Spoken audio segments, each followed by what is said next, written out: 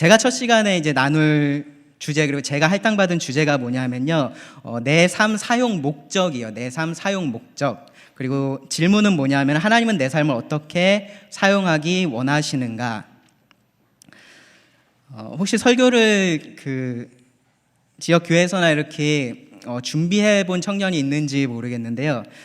말씀 본문을 요만큼 할당 받아서 설교를 준비할 때가 있고, 이렇게 주제를 받아서 설교를 준비할 때가 있는데, 어느 경우가 더 쉬울 것 같으세요?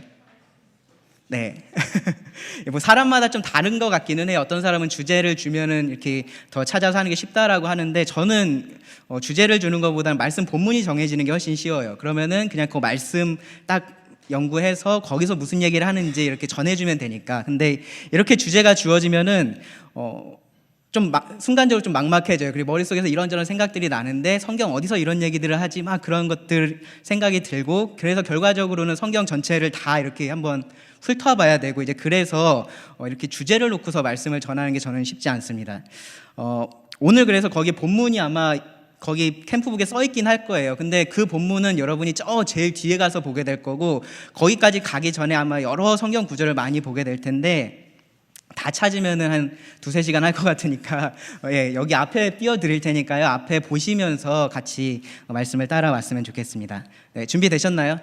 네. 지난주 주일에 제가 설교를 했었는데, 설교 끝나고 유평교회 나오시는 분이 저한테 제가 래퍼를 했으면 잘했을 것 같다 그러시더라고요.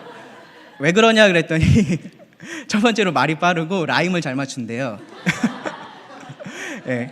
그래서 잠시 고민했었는데 그것을 하나님께서 저에게 주신 것 같진 않고, 근데 제가 이 말씀을 드리는 거는 말이 빠를 수 있다는 거예요. 근데 청년들이기 때문에 모든 것이 가능하다고 아까 그 찬양 인도하는 형제가 그랬죠. 따라올 수 있을 거라고 생각합니다. 하나님은 내 삶을 어떻게 사용하기 원하시는가, 이 주제로 말씀을 드리려고 하고요. 이게 1시간 정도 제가 말씀을 준비를 해서 아마 제가 차근차근 따라가다 보면 도대체 저 형제님이 무슨 얘기를 하려고 그러시는 거지라는 생각을 할 수 있어서 답을 먼저 말씀을 드리겠습니다. 하나님은 내 삶을 어떻게 사용하기 원하십니까? 답은 뭐냐면, 하나님은 내 삶을 하나님의 영광을 위해서 사용하기 원하신다입니다. 하나님은 내 삶을 하나님의 영광을 위해 사용하기 원하신다.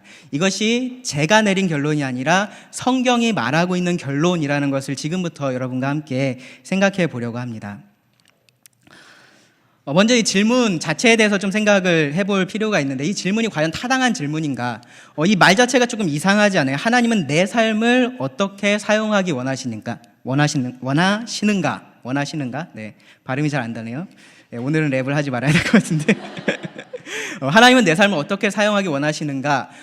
하나님이 주어고 내 삶이라는 것이 목적어입니다. 이상합니다. 내 삶은 내가 사는 건데 왜 하나님이라는 그러한 존재가 내 삶을 어떻게 사용하기 원하는가? 내가 왜 그런 질문을 해야 할까? 이 질문 자체가 타당한지 좀 생각을 해봐야 합니다.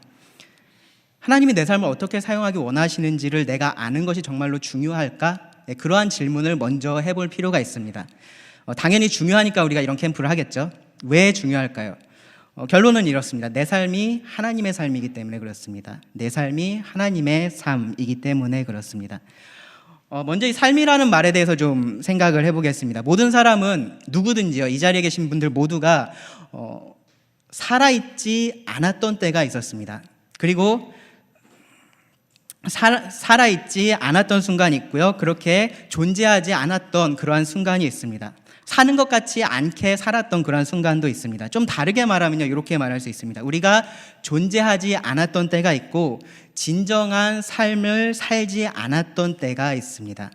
첫 번째로 우리가 존재하지 않았던 때, 언제 우리가 존재하지 않았을까요? 네, 다 아시죠? 태어나기 전에는 아무도 존재하지 않았습니다. 내 삶이라는 것이 없었습니다. 여기 내 삶에 대해서 얘기를 하는데, 내 삶이라는 것이 없었던 때가 있었습니다.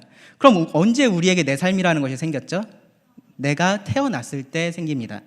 당연한 얘기죠. 내가 태어났을 때 생깁니다. 좀 더 정확히 말하면 성경은 우리가 어머니 뱃속에서 나올 때가 아니라 이미 그 어머니 뱃속에서 잉태되었을 때 우리의 삶이 시작되었다라고 말합니다.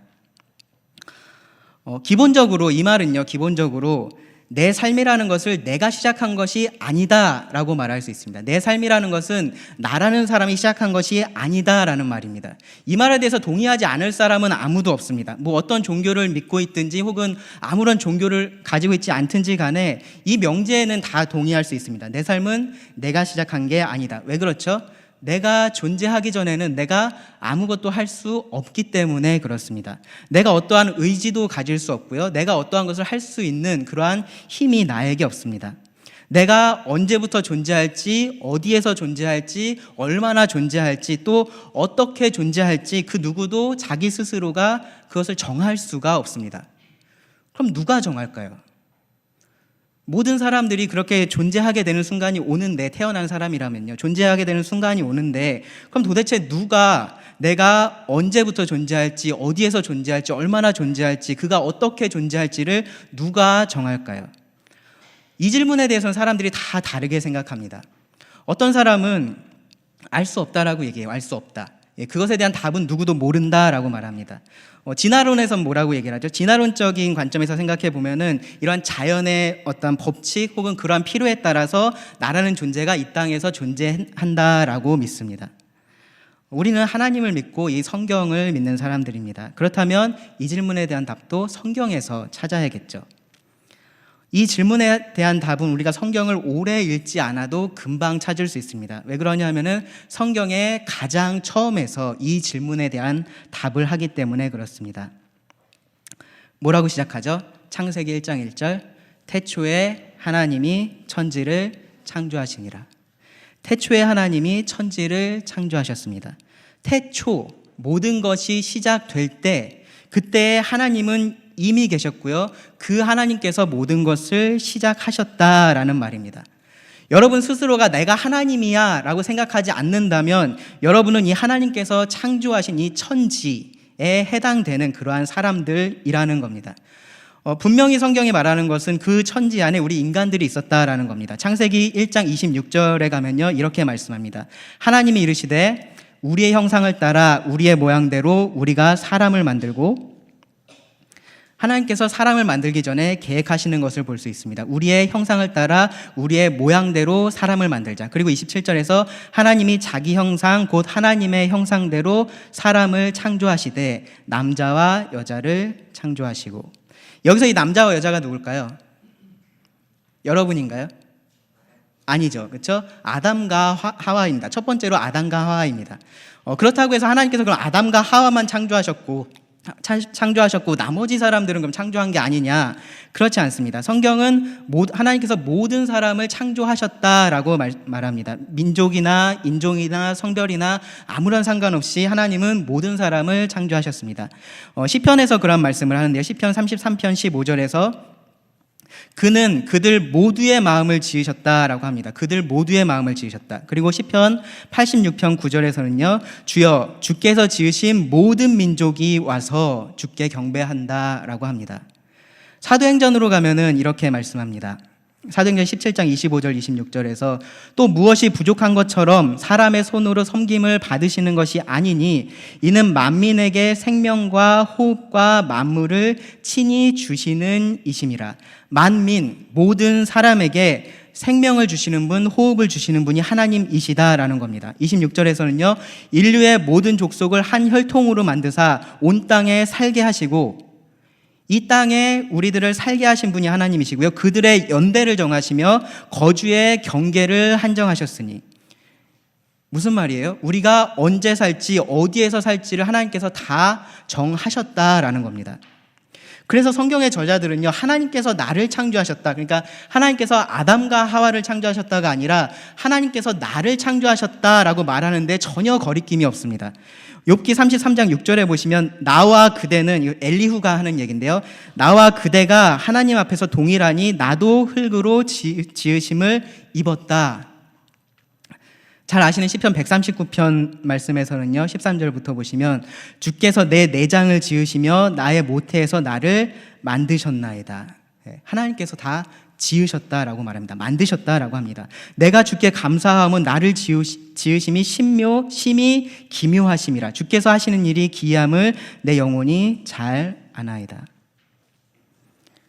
하나님께서 모든 사람을 지으셨습니다. 정말로 모든 사람을 지으셨습니다. 이 자리에 있는 한 사람 한 사람을 하나님께서 만드셨습니다. 하나님께서 이 온 세상을 창조하셨고요. 우리 각 사람을 창조하셨습니다. 그 어떤 사람도 하나님하고 관계없이 이 땅에 존재하지 않습니다.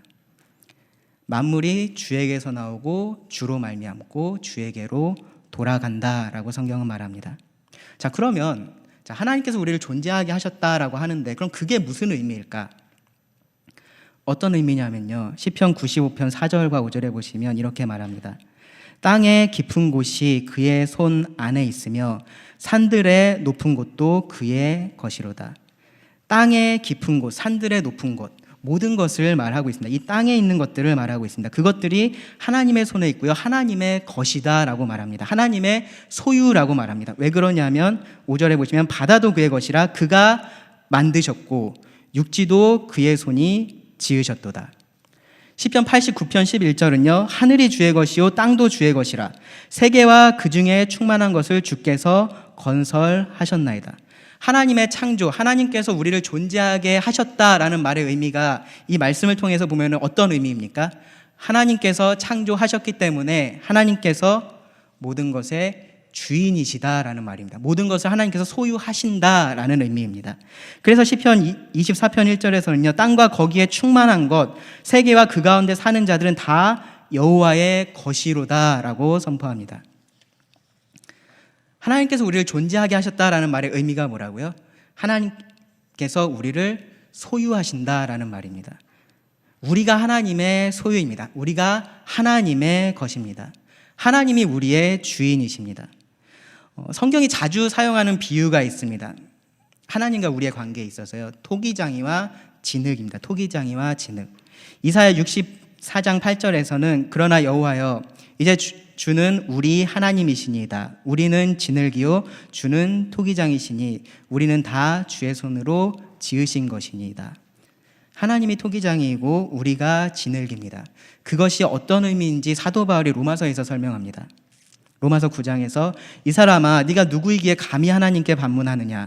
지음을 받은 물건이 지은 자에게 어찌 나를 이같이 만들었느냐 말하겠느냐. 토기장이가 진흙 한 덩이로 하나는 귀 있을 그릇을 하나는 천 있을 그릇을 만들 권한이 없느냐. 무슨 말을 하고 있습니까? 사도 바울이 여기서 하나님께서 우리를 지으셨기 때문에 그분이 우리에게 있어서 권한을 가지고 계시다라는 겁니다. 그리고 그 권한은 절대적인 권한입니다. 우리가 감히 하나님에게 물을 수 없는 왜 그렇게 하십니까? 라고 물을 수 없는 그러한 절대적인 권한을 하나님께서 가지고 계십니다. 하나님께서 우리를 창조하신 창조주이시기 때문에 그렇습니다. 내 삶을 하나님께서 시작하셨고요. 그리고 내 삶을 하나님께서 주관하십니다.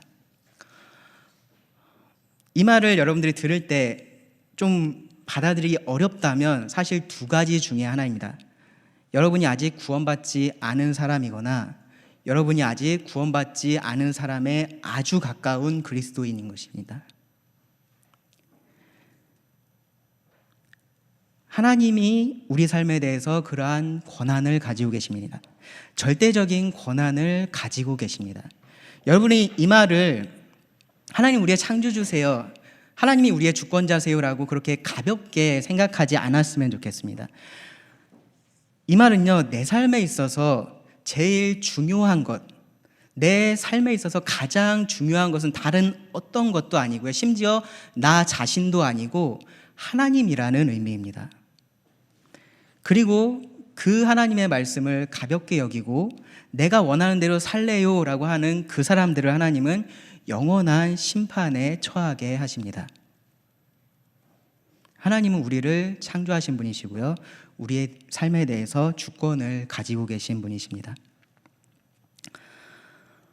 우리가 존재하지 않았던 상태가 있었다 그랬죠. 그리고 우리에게 또 다른 삶이 없는 그러한 상태가 있습니다. 삶이 없었던 그러한 상태가 있습니다. 성경에서 그러한 상태에 대해서 말하는데요. 우리가 이 땅에 존재하고 난 이후에도 그러한 삶이 있습니다. 에베소서 2장 1절에서 말합니다. 그는 허물과 죄로 죽었던 너희를 살리셨도다. 허물과 죄로 죽었다라고 말합니다.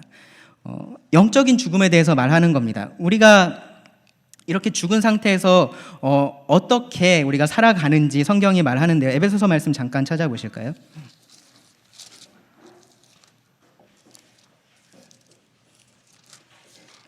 에베소서 2장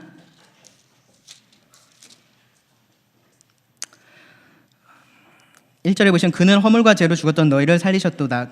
2절에 그때에 우리가 허물과 죄로 죽었던 그때를 말합니다. 그때에 너희는 그 가운데서 행하여 이 세상 풍조를 따르고 공중의 권세 잡은 자를 따랐으니 곧 지금 불순종의 아들들 가운데서 역사하는 영이라.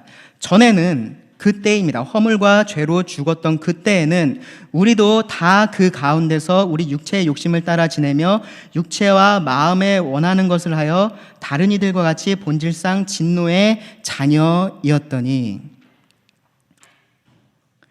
하나님께서 말씀하신 그 창조주로서의 권한, 그것을 어기고 내가 원하는 대로 나의 욕심대로 살고 있었던 그러한 상태를 성경은 우리가 영적으로 죽은 상태다라고 말합니다. 우리가 우리의 육체의 욕심을 따르고요, 우리 마음에 원하는 것을 합니다. 그런 자들과 함께하고요, 그러한 삶을 즐거워합니다. 그러한 삶을 영적으로 죽은 상태다라고 말합니다. 사도 바울은 에베소서 4장 18절에서는요 비슷하게 이렇게 말합니다. 그들의 총명이 어두워지고 그들 가운데 있는 무지함과 그들의 마음이 굳어짐으로 말미암아 하나님의 생명에서 떠나 있도다. 하나님의 진리에 대해서 어리석고요, 무지하고요, 마음이 굳어져 있는 겁니다. 하나님께서 드러내신 그러한 하나님의 뜻과 전혀 관계없는 그러한 삶을 삽니다. 그러한 삶이 어떤 삶이냐면 하나님의 생명에서 떠난 삶, 진정한 의미에서의 삶이 아닌 겁니다. 그래서 죽었다라고 말하는 겁니다. 에베소 교회에 쓴 편지니까 그럼 이건 에베소에 있었던 사람들만 해당되는 얘기일까요? 그들만 그들의 죄 가운데 죽었었을까요? 그렇지 않습니다. 로마서 5장 12절에 그러므로 한 사람으로 말미암아 죄가 세상에 들어오고 죄로 말미암아 사망이 들어왔으니 이와 같이 누가요? 모든 사람이 죄를 지었으므로 사망이 모든 사람에게 이르렀느니라.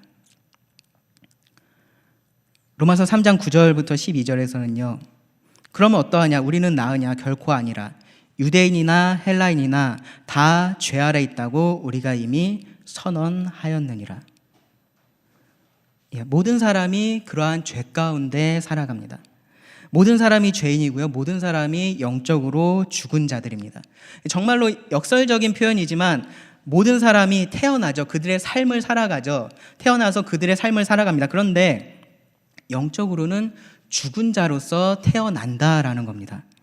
예수님께서 예수님을 따르겠다라고 하는 그 제자한테 제가 가서 아버지만 좀 장사 지내고 오겠습니다 라고 얘기할 때 예수님께서 그에게 뭐라 그러셨는지 기억나십니까? 죽은 자들이 그들의 죽은 자를 장사하게 하라. 죽은 자가 누구입니까? 영적으로 죽은 자입니다. 예수님을 따르지 않겠다라고 말하는 그 사람들을 예수님은 죽은 자들이라고 표현을 하셨습니다. 우리가 다 죄인으로 태어나서 죄를 지으면서 삽니다. 영적으로 죽어 있습니다. 그런데 그런 상태에 있던 사람들을 하나님께서 살리십니다. 그들을 다시 태어나게 하십니다. 여기 에베소서 2장 1절에서 그는 허물과 죄로 죽었던 너희를 살리셨도다. 5절에서도요. 허물로 죽은 우리를 그리스도와 함께 살리셨고, 이 생명이 없던 자가 생명을 얻는 것입니다. 우리가 처음에 하나님께서 우리를 창조하시기 전에, 하나님께서 우리를 존재하게 하시기 전에 우리에게 생명이 없었다가 하나님께서 우리를 창조하심으로 우리가 생명 있는 자가 된 것처럼 영적으로도 동일합니다. 영적으로도 이 생명이 없던 자가 새로운 생명을 얻습니다. 그래서 성경은 이 구원을 새로운 창조라고 말합니다. 고린도후서 5장 17절에서 그런즉 누구든지 그리스도 안에 있으면 새로운 피조물이라. 새로운 피조물입니다. 갈라디아서 6장 15절에서는요. 할례나 무할례나 아무것도 아니로되 오직 새로 지으심을 받은 것만이 중요하니라. 새로 지으심을 받은 것, 구원받은 것, 새로운 창조입니다. 우리가 그것을 구원이라고 말합니다. 우리가 구원이라는 말에 대해서 너무 좁게 생각하는 경향이 있습니다. 죄에서 건짐을 받고 심판을 면하게 되고 하늘나라에 갈 수 있게 된 것, 물론 그것이 구원에 있어서 정말로 우리들에게 중요한 일이고요, 귀중한 선물이지만 그것이 구원의 전부는 아닙니다. 구원이라는 것은요, 우리가 이전과는 완전히 다른 그러한 생명을 얻게 되는 것입니다. 하나님께서 그 일을 하십니다. 우리가 그러한 일을 할 수 없는 자들인데 하나님께서 그러한 일을 하십니다. 자, 그럼 다시 창조에서 했던 얘기로 돌아가 보겠습니다. 하나님께서 우리를 존재하게 하셨다라는 것이 어떤 의미라 그랬죠? 그 말은 곧 하나님이 우리의 주권자시다 라는 의미라고 말씀드렸습니다. 자, 그렇다면 이 새로운 창조는 어떤 의미일까요? 로마서 14장 말씀해 보시면요, 8절에서 그러므로 사나 죽으나 우리가 주의 것이로다. 우리가 주의 것입니다. 이를 위하여 그리스도께서 죽었다가 다시 살아나셨으니 곧 죽은 자와 산 자의 주가 되려 하심이라. 그리스도께서 죽었다가 살아나셔서 우리를 구원하신 것, 그것의 결과가 무엇이냐면은 우리가 주의 것이 되었다라는 겁니다. 고린도전서 6장 19절 20절에서는요, 19절 끝부분에 보시면 너희는 너희 자신의 것이 아니라 라고 말합니다. 그러면서 20절에서 값으로 산 것이 되었으니 그리스도께서 우리를 구원하심으로 우리를 사셨습니다. 그래서 우리가 우리의 것이 아닙니다. 디도서 2장 14절에서는요, 그가 우리를 대신하여 자신을 주심은 끝에 뭐라고요? 자기 백성이 되게 하려 하심이라. 하나님께 속하게 하려고 우리를 그리스도의 것으로 만들려고 우리를 구원하셨다라는 겁니다. 그래서요, 우리가 내 삶이라는 표현을 쓰죠. 내 삶이다, 내 삶이다. 나의 삶이다라는 의미가 아니라요, 내가 살고 있는 삶이다라는 말이 됩니다. 내가 살고 있는 삶이라는 의미는 되지만 궁극적으로 나에게 속해 있어서 내가 원하는 대로 할 수 있는 삶이 내 삶은 아닙니다. 내 삶은 하나님에게 속해 있습니다. 나를 창조하시고 나를 구원하신 그 하나님에게 속해 있습니다. 그래서 하나님은 우리의 삶에 대해서 원하시는 대로 할 수가 있습니다. 죽는 거 좋아하는 사람 아무도 없습니다. 그렇죠?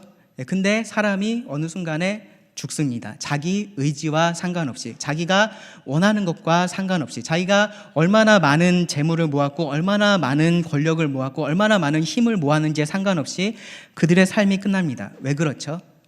하나님께서 그렇게 정하셨기 때문에 그렇습니다. 우리의 죽음을 결정하는 것이 하나님의 결정입니다. 우리 죽음 이후의 삶을 결정하는 것도 하나님께서 하십니다. 우리가 민주주의 사회가 되니까요, 자유에 대해서 굉장히 말을 많이 합니다. 나는 자유로운 사람이야, 내가 원하는 대로 할 수 있어, 나는 자율적인 존재야 라고 그렇게 말을 하는데요, 그래도 이 죽음이라는 것을 어떻게 할 수 없고요, 그 이후의 삶을 내가 원하는 대로 살 수가 없습니다. 정말로 자율적인 존재는요, 이 온 우주에 하나님밖에 안 계십니다. 그리고 그 하나님께서 우리의 삶을 결정하십니다. 그럼 결론은 이렇습니다. 왜 하나님께서 내 삶을 어떻게 사용하길 원하시는지 내가 아는 것이 중요하냐? 그분이 주인이어서 그렇습니다. 창조주로서, 구원자로서 하나님은 모든 믿는 자들의 주인이 되십니다. 그래서 내 삶에서 가장 중요한 것은 내가 내 삶을 어떻게 살고 싶으냐가 아니고요, 이 하나님께서 내 삶을 어떻게 사용하기를 원하시느냐입니다. 어느 정도 다 아는 얘기죠, 그렇죠? 당연한 얘기를 제가 지금까지 열심히 했습니다. 그런데 우리가 이것을 잘 알고 있다라고 말하고요, 당연하다라고 말하는데요, 이 진리의 무게를 우리가 느끼지 못하는 것 같습니다.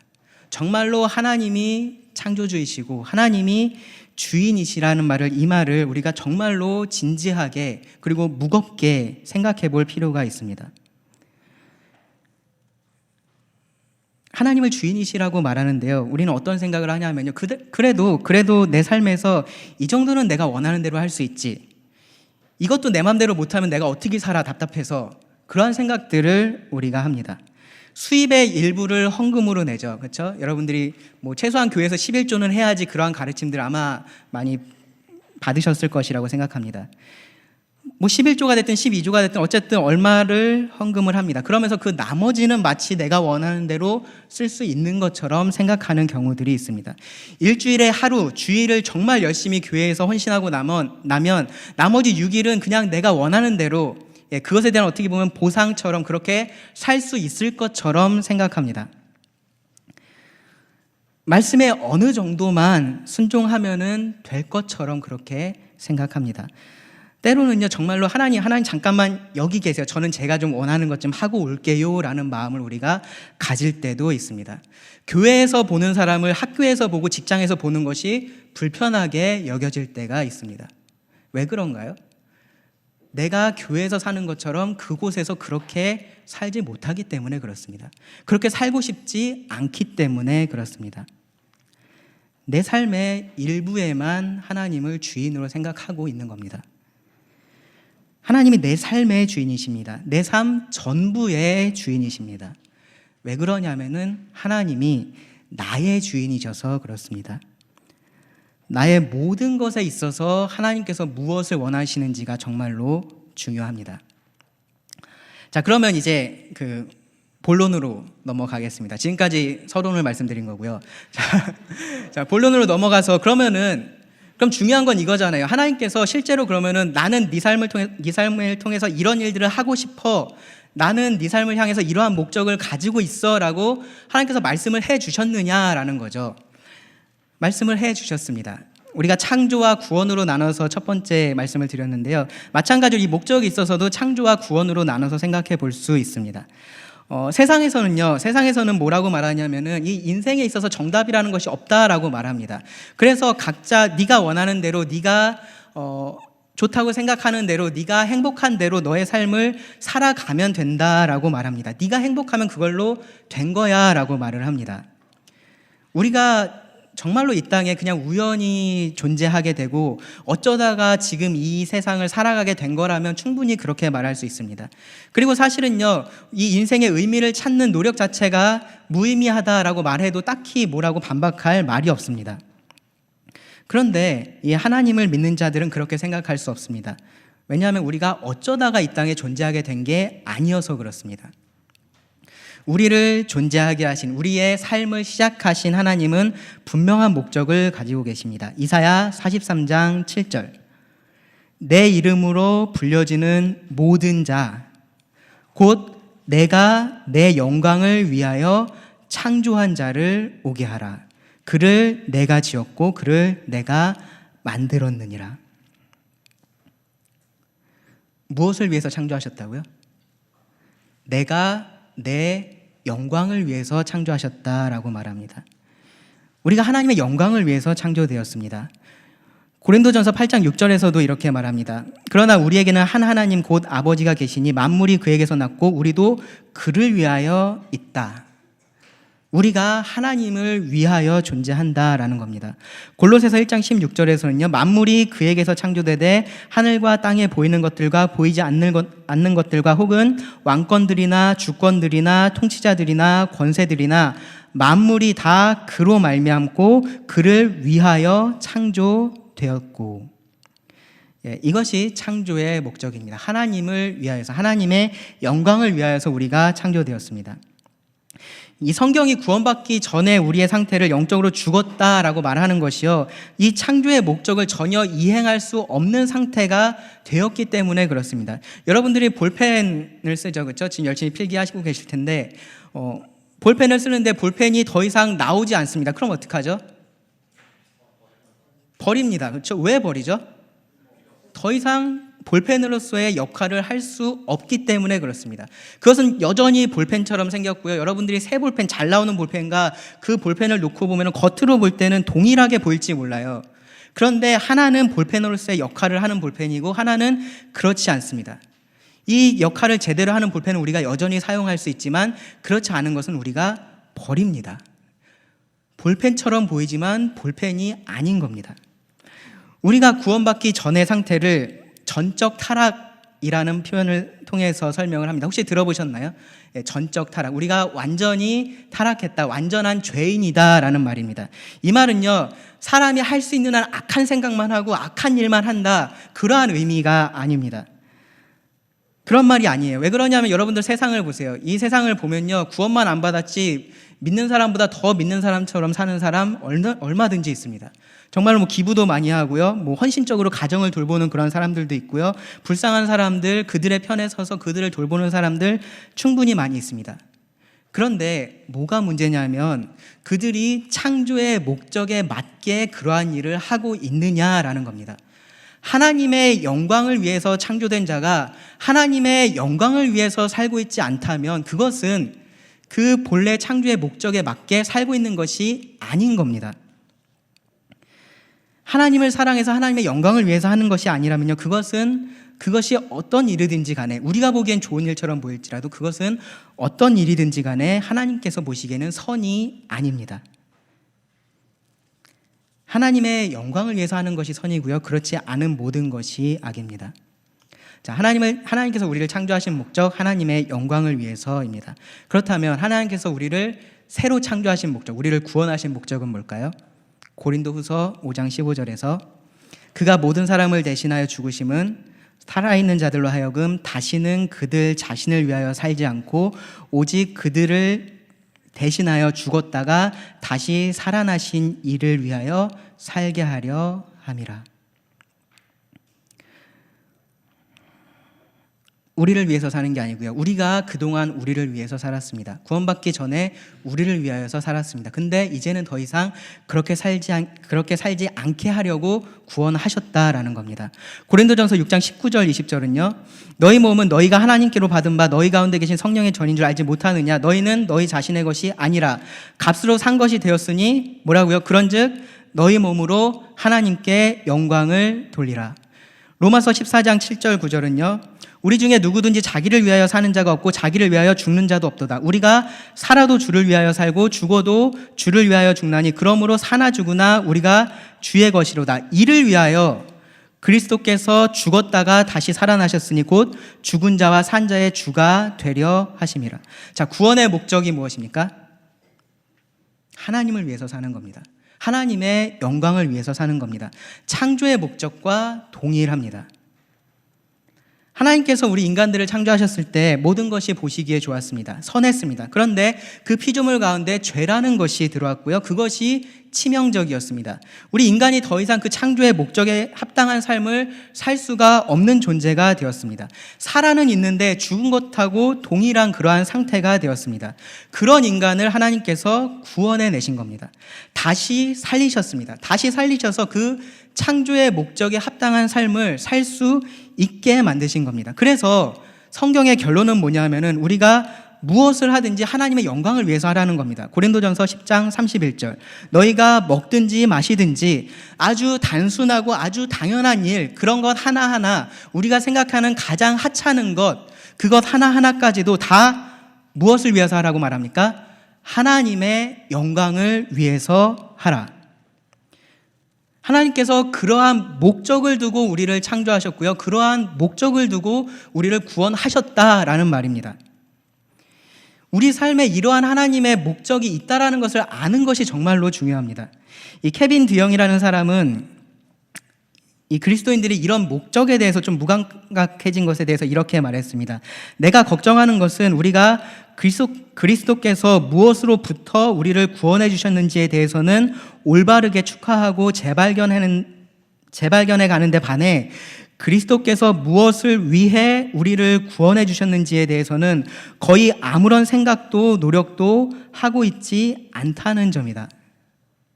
은혜로 우리가 구원을 받습니다. 정말로 놀라운 진리고요. 그렇기 때문에 우리가 매주 모여서 그 은혜에 감사하고요, 그 은혜를 찬양합니다. 근데 우리의 생각이 거기에만 멈춰 있으면 우리는 이 성경의 반만 읽고 있는 겁니다.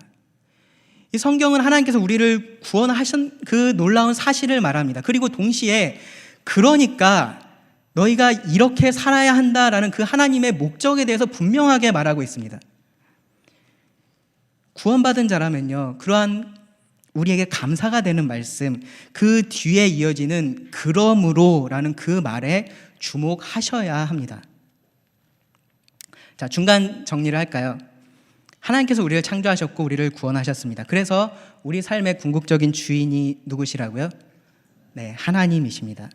그리고 그 하나님은 우리 삶에 대해서 목적이라는 것을 가지고 계십니다. 그 목적이 무엇입니까? 하나님의 영광, 하나님의 영광을 위해서 살게 하는 겁니다. 그거보다 우리들에게 중요한 게 없습니다. 자, 세 가지 질문을 통해서 이 부분에 대해서 조금 더 생각을 해보려고 합니다. 첫 번째 질문은 뭐냐면요, 정말로 내 삶이 하나님과 상관이 있을까입니다. 정말로 내가 어떻게 사는지가 하나님하고 상관이 있을까? 두 번째로, 그럼 도대체 하나님의 영광을 위해서 산다라는 것은 무슨 말인가? 세 번째로, 그러면 어떻게 하나님의 영광을 위해서 살 수 있는가? 자, 첫 번째 질문, 정말로 내 삶이 하나님하고 상관이 있을까? 여러분들이 창조되지 않았고 여러분들이 구원받지 않았다면 하나님하고 관계 없습니다.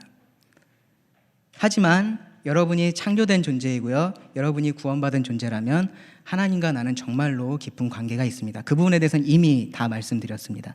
두 번째로요, 우리를 창조하시고 구원하신 하나님께서 별다른 목적 없이 그래 내가 그냥 너 만들었고 너 구원했으니까 이제 그냥 네가 원하는 대로 살아 라고 하셨으면 우리의 삶과 하나님은 상관없을 수 있습니다. 그런데 하나님께서 그렇게 하지 않으셨습니다. 그렇다면 우리가 그것을 무시할 수 없습니다. 자, 세 번째로, 조금 겸손한 측면에서 우리가 이런 생각을 할 수 있습니다. 뭐냐 하면 내가 진짜 어떻게 사는지가 하나님하고 상관이 있을까입니다. 이 위대하신 하나님, 이 크신 하나님에 비해서 나는 정말로 작잖아요. 그렇죠? 내가 정말로 하찮게 보이는 우리가 그런 좋은 장소에 가면은 그것이 너무 아름다워서 혹은 너무 장엄해서 내가 정말로 하찮게 느껴질 때가 있어요. 그렇죠? 그러한 피조물만 봐도 우리가 그렇게 느껴질 때가 있는데, 그 모든 것을 만드신 하나님하고 나를 비교해 보면 나는 정말로 아무것도 아닌 것처럼 느껴집니다. 그러면서 내가 도대체 하나님을 위해서 뭐를 할 수 있을까? 내가 조금 더 그러한 하나님의 영광을 위해서 살고 혹은 그렇게 하지 못하고 하는 게 하나님하고 정말로 관계 있을까? 그러한 생각이 들 수 있습니다.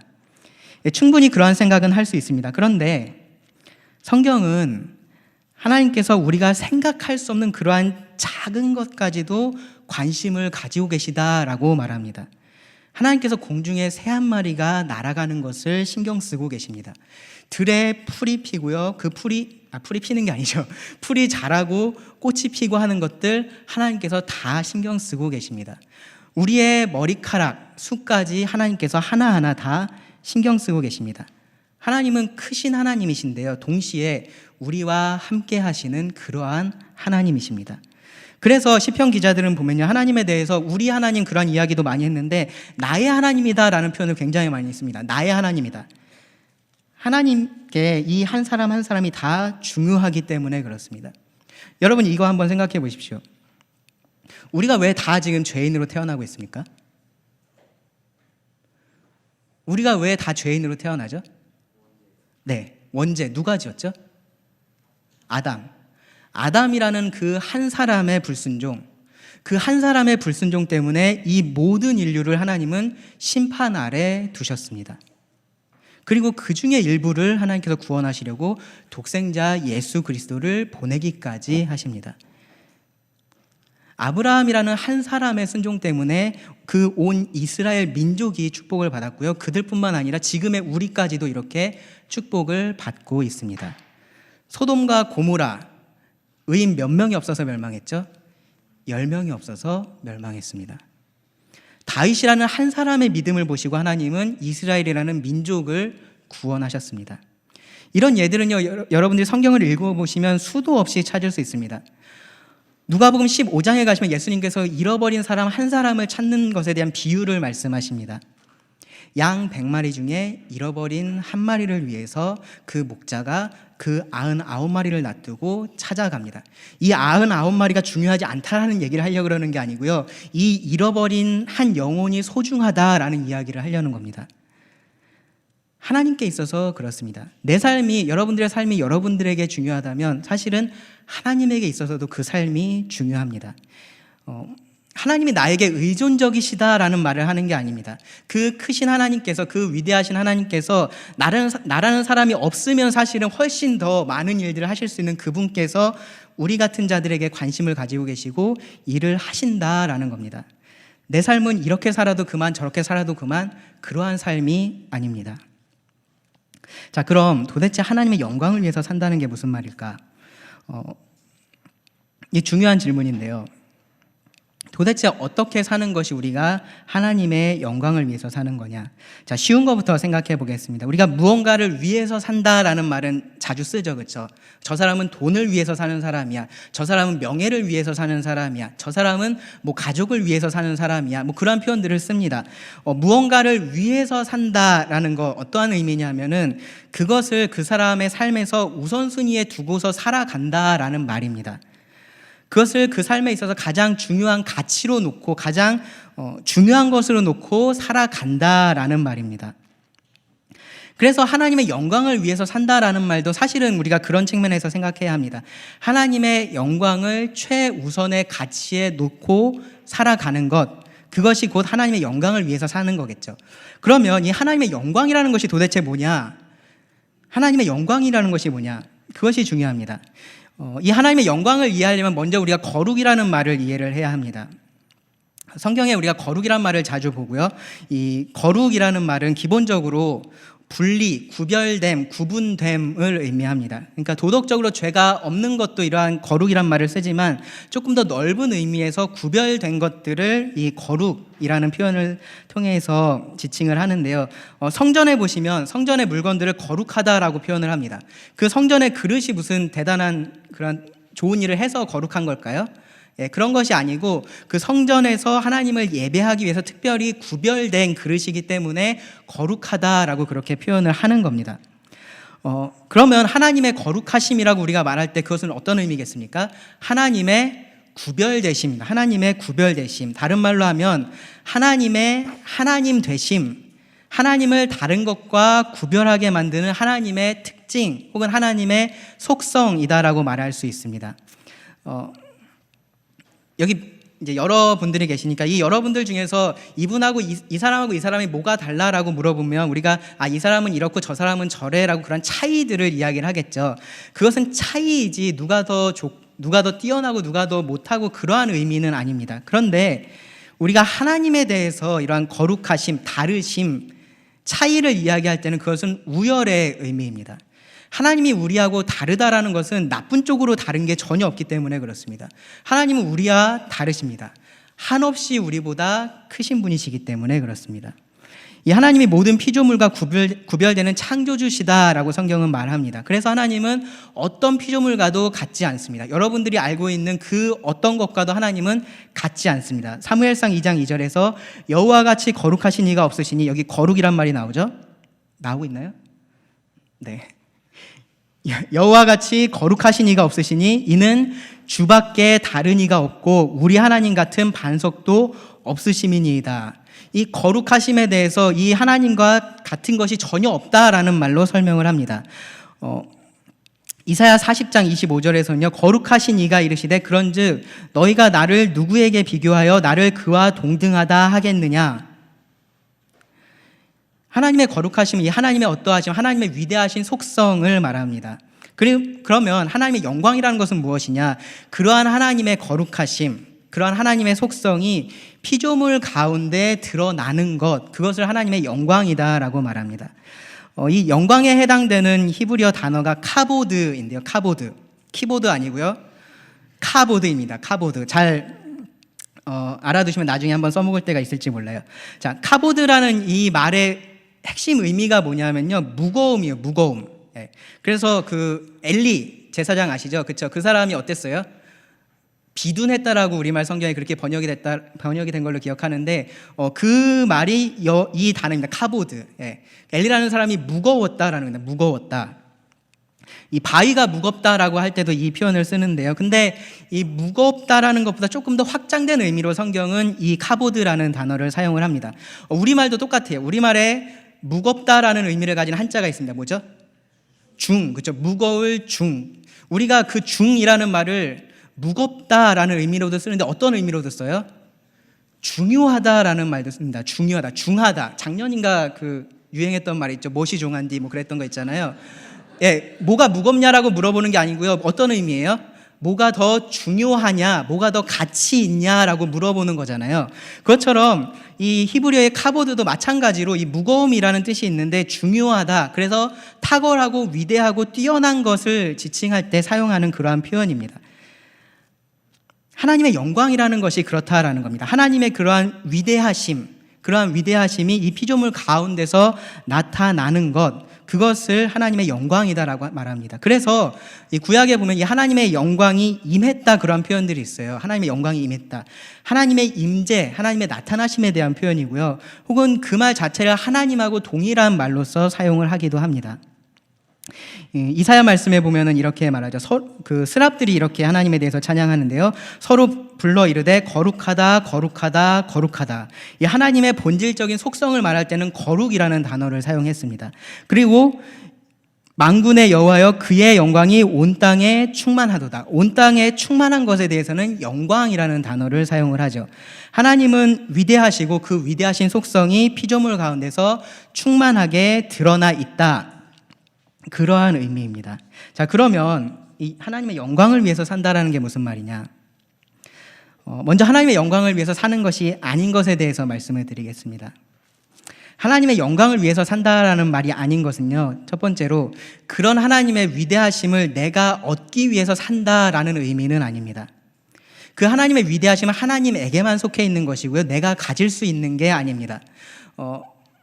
하나님의 영광을 위해서 산다라고 할 때 혹시 이런 생각 해보신 적 있으세요? 내가 그 하나님처럼 위대하게 되는 것? 네, 그런 생각 잘 안 하시죠. 근데 그런 생각을 했던 존재가 있습니다. 누구죠? 네, 처음에 타락했던 사탄입니다. 그리고 우리 인간들이 사실은 동일하게 그 사탄의 생각을 따랐습니다. 하나님처럼 되기를 바랬습니다. 그 하나님의 영광을 내 것으로 만들기를 원했습니다. 그것이 궁극적인 죄였습니다. 성공했을까요? 실패했을까요? 네, 당연히 실패했습니다. 하나님처럼 될 수가 없죠. 그 존재 자체가 다르기 때문에 그렇습니다. 그런데 뭐는 성공했냐면은 하나님처럼 위대하게 되진 않았는데 자신만의 세상에서 자기가 그 하나님의 자리에 앉는 데는 성공을 했습니다. 하나님의 영광을 위해서 창조된 자들이 자기의 영광을 위해서 살아가게 됐다라는 말입니다. 그것을 추구하는 것이 하나님의 영광을 위해서 사는 것이 아닙니다. 가끔 그 교회 다니는 분들이 간증하실 때 들어보면은 그런 느낌을 받을 때가 있어요. 저게 하나님의 영광을 위해서라고 말을 하는데 정말로 저게 하나님의 영광을 위해서인지 자기의 영광을 이야기하는 건지 잘 모를 때가 있어요. 우리가 하나님의 영광을 추구한다라는 것은요, 나의 영광을 추구하지 않는다라는 말도 됩니다. 자, 두 번째로 하나님의 영광을 위해서 사는 것이 아닌 것은요, 하나님을 내가 더 위대하게 만들려고 노력하는 것이 아닙니다. 왜 그럴까요? 하나님은 이미 완전히 위대하신 분이시기 때문에 그렇습니다. 우리가 그 하나님을 더 위대하게 만들 수 없습니다. 존 파이퍼가 이런 예를 들었어요. 현미경하고 망원경. 자, 현미경과 망원경의 공통점이 뭘까요? 현미경과 망원경의 공통점은 그러니까 그 목적에 있어서 무언가를 크게 보게 해준다는 거예요. 크게 보게. 맞죠? 예. 자, 근데 현미경하고 망원경에 분명한 차이가 있습니다. 현미경은 뭐를 크게 보게 해주죠? 작은 것. 예. 그 실제가 작은 것을 크게 보게 해줍니다. 그래서 여러분들이 막 개미나 막 그런 것들 작아서 그냥 이렇게 제 집에 아기가 있는데 아기가 이렇게 발로 밟아서 자꾸 개미를 죽이려고 그래요. 그래서 그러지 말라고 계속 그러면 안 된다고 그러는데 그 작은 아기가 죽일 수 있을 정도로 개미 되게 작아요. 근데 현미경으로 보면 무서워요. 현미경으로 보면 그 턱이 막 이렇고 무서워요. 근데 실제로 개미가 여러분들한테 무서운 건가요? 그렇지 않습니다. 현미경은 그냥 작은 것을 크게 보여주는 것뿐입니다. 우리가 하나님의 영광을 위해서 살아간다라고 할 때 이 하나님을 드러내는 건데, 우리가 이 별것 아닌 하나님을 대단한 것처럼 포장해서 세상 가운데 선포하는 게 아니라는 겁니다. 우리가 하는 일은 사실은 망원경하고 비슷해요. 망원경은 실제로 작은 게 아니라 원래는 큰데 멀리 있어서 잘 보이지 않는 것을 그 본래의 크기로 우리가 볼 수 있게 도와주는 것, 그것이 망원경이잖아요. 그렇죠? 물론 그 본래 크기랑 정확히 같지는 않겠죠. 천체망원경 같은 경우 생각해 보세요. 천체망원경 혹시 보신 적 있어요? 달 같은 거 이렇게 보신 적 있으세요? 네. 보면은 그 망원경으로 보면은 그 달 표면에 뭐가 있는지가 보여요. 근데 실제로 그 달은 얼마나 더 클까요? 훨씬 더 큰 것인데 근데 사람들이 볼 때는 어떻게 보이죠? 예, 작은 점 하나로, 점보다 조금 크죠. 한 요 정도, 요 정도 되는 걸로 보여요. 예, 근데 그 실체는 그렇지 않다라는 겁니다. 근데 그 실체를 그나마 우리가 느낄 수 있게 도와주는 것이 망원경이다라는 겁니다. 우리가 하나님에 대해서 하는 일은요, 현미경 같은 일을 하는 게 아니라 망원경 같은 일을 하는 겁니다. 하나님이 보이지 않으셔서 사람들이 하나님이 얼마나 크신 분이신지, 얼마나 위대하신 분이신지, 얼마나 뛰어나신 분이신지, 얼마나 중요하신 분이신지를 사람들이 모르고 있다라는 겁니다. 그것을 사람들 가운데서 드러내는 일, 그것을 성경은 하나님의 영광을 위해서 사는 일이다라고 말한다라는 겁니다.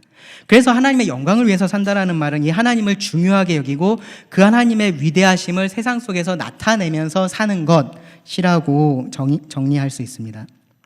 자, 그럼 어떻게 하나님의 영광을 위해서 살 수 있을까?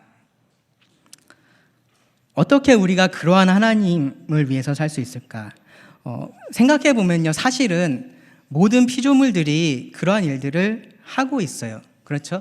예. 그래서 로마서 말씀에서는 뭐라고 말하냐면은 창세로부터 그의 보이지 아니하는 것들, 하나님의 그런 보이지 아니하는 곧 그의 영원한 능력과 신성이 그가 만드신 만물에 분명히 보여 알려졌다라고 말합니다. 하나님께서 이 피조물들을 통해서 하나님을 드러내고 계신 거죠. 자, 우리는 어떨까요? 우리 사람들도 그러한 일을 하고 있나요? 하나님의 위대하심을 우리가 나타내고 있나요? 창조된 자들이기 때문에 당연히 우리가 그러한 일들을 하고는 있습니다. 특별히 우리 사람들은 하나님의 형상으로 창조가 되었다라고 우리가 처음 말씀에서 봤었죠. 하나님의 형상으로 우리가 지음을 받았습니다. 그래서 하나님의 지혜와 능력과 그런 성품을 우리가 닮아서 그 하나님의 위대하심을 나타낼 수 있습니다. 문제는 죄라는 것이 우리한테 들어왔다라는 거죠. 그런데 여전히 우리는 하나님을 나타내고는 있습니다. 그것이 온전하지 않을 뿐입니다. 유리라는 것을 생각해 보면 지금 창이 저쪽에 있는데 창이 깨끗하고 매끈하면 그 안에 있는 것을 밖에서 어떻게 볼 수 있을까요? 정확하게 볼 수 있겠죠. 분명하게 저것이 어떤 색깔인지 어떠한 모양인지 분명하게 알 수 있겠죠. 근데 그 유리가 매끈하지 않다면, 그 유리가 깨어져 있다면 혹은 지저분하다면 어떻게 보일까요? 밖에서 볼 때 그 안에 있는 형체가 그대로 보이지를 않습니다. 우리가 사실은 죄라는 것이 우리들에게 한 일이 그러한 일입니다. 그런 우리들을 하나님께서 구원하셨고요. 그리고 이제는 그 하나님의 형상으로서 살아가라라고 말씀을 하십니다. 그렇게 우리가 할 수 있다라고 하십니다. 이제 캠프북에 있는 말씀에 왔습니다. 에베소서 5장 1절에 그러므로 사랑을 받는 자녀같이 너희는 하나님을 본받는 자가 되고, 베드로전서 말씀에서는요, 오직 너희를 부르신 거룩한 이처럼 너희도 모든 행실에 거룩한 자가 되라. 하나님처럼 되라는 겁니다. 하나님의 형상으로서 그 하나님을 올바르게 드러내는 삶을 살아라라는 겁니다.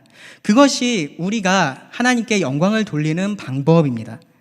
그럼 우리가 어떻게 하나님처럼 살 수 있을까요? 우리는 하나님이 아닌데 우리가 어떻게 하나님처럼 살 수 있는지 분명하게 본보기를 우리들에게 보여주셨습니다. 예수 그리스도를 통해서 보여주셨습니다. 우리가 내일 이 부분에 대한 말씀을 자세하게 들을 텐데요, 이 예수님이 보이지 않는 하나님의 형상으로 이 땅에 오셔서 하나님을 나타내셨습니다.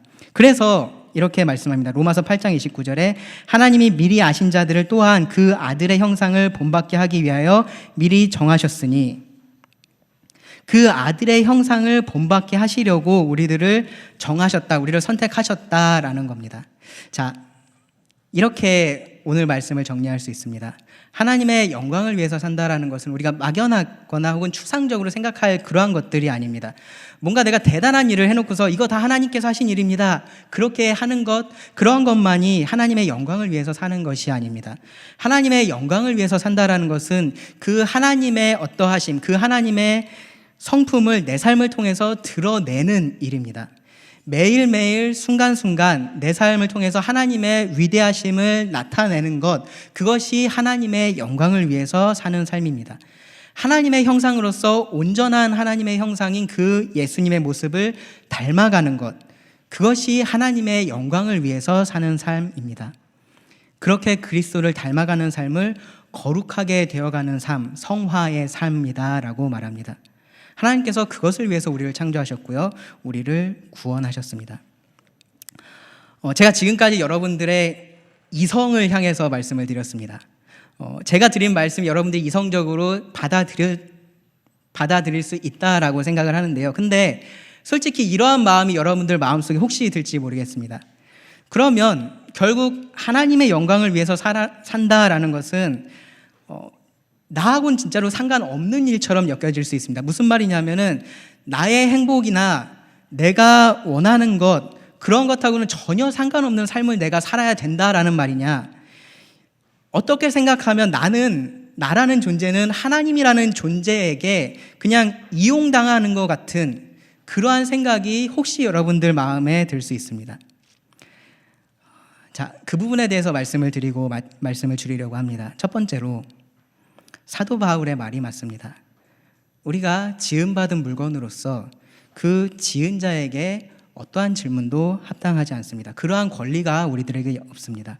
궁극적으로 그러한 질문을 하는 것조차 우리들에게 허락된 것이 아니다라는 것을 우리가 인정해야 합니다.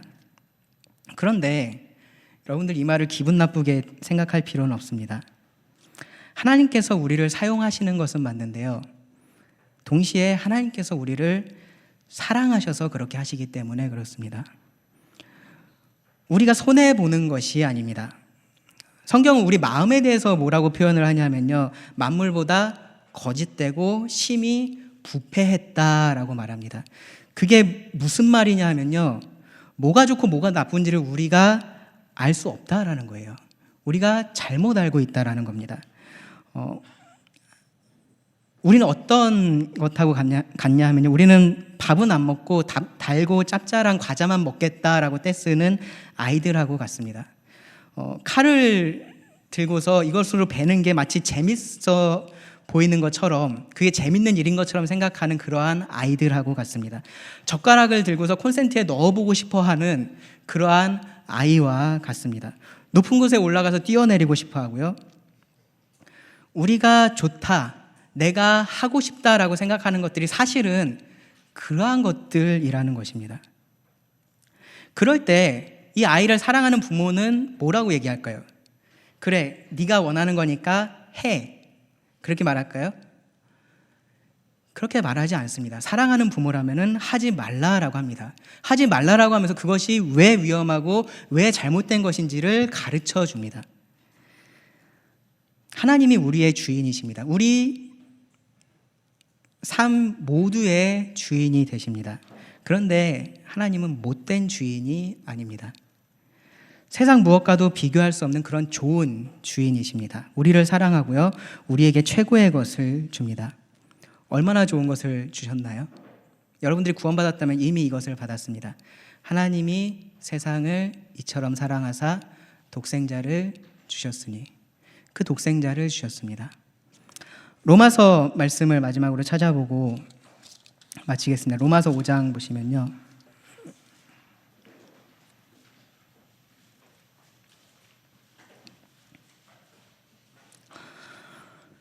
로마서 5장 8절에 이렇게 말씀합니다. 우리가 아직 죄인 되었을 때 그리스도께서 우리를 위하여 죽으심으로 하나님께서 우리에 대한 자기의 사랑을 확증하셨느니라.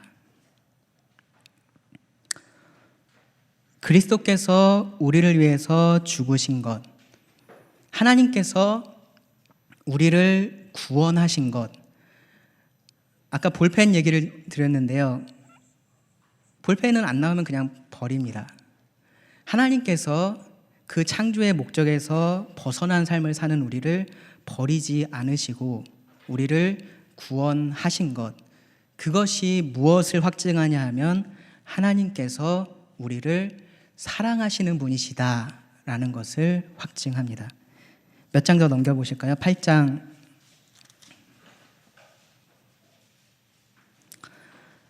31절.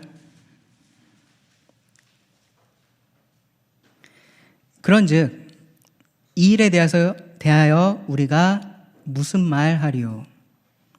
이 일이라는 것이 무엇일까요?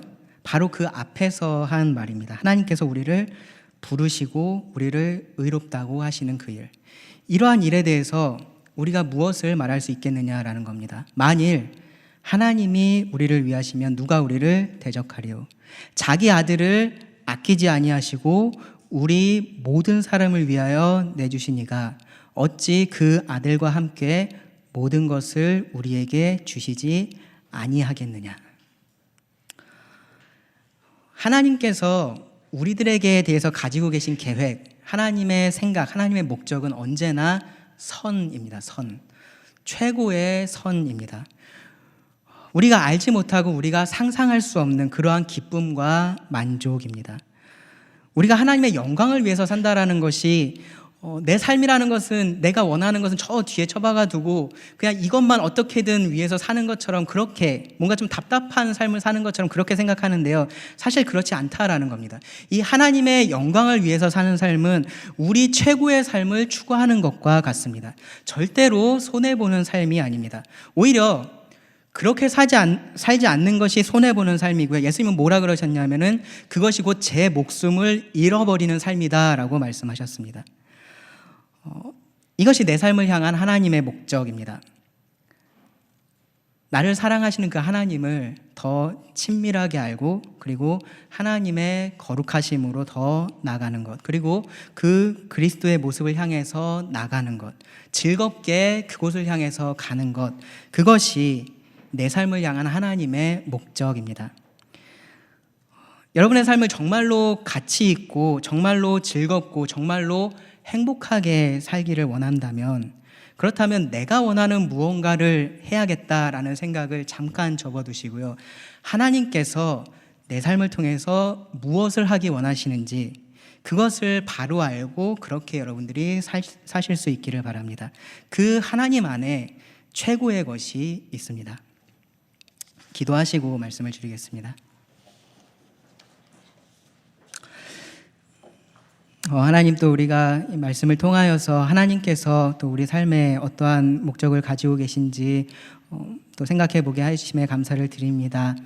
하나님께서 우리 삶을 시작하셨고 또한 우리 삶의 주관자가 되심을 고백을 드립니다. 또 우리를 구원하신 분으로 또한 우리를 소유하신 분임을 고백을 드립니다. 주님, 저희의 삶이 또 그 하나님께서 원하시는 삶이 될 수 있게 하시고 이 자리에 있는 청년들 한 사람 한 사람의 삶이 더욱더 하나님을 드러내고 그 위대하신 하나님을 이 세상 가운데 선포하는 그런 삶이 될 수 있도록 또 주께서 다듬어 주시기를 구합니다. 들은 말씀을 주님께 의지하오며 예수님의 이름으로 기도드립니다. 네.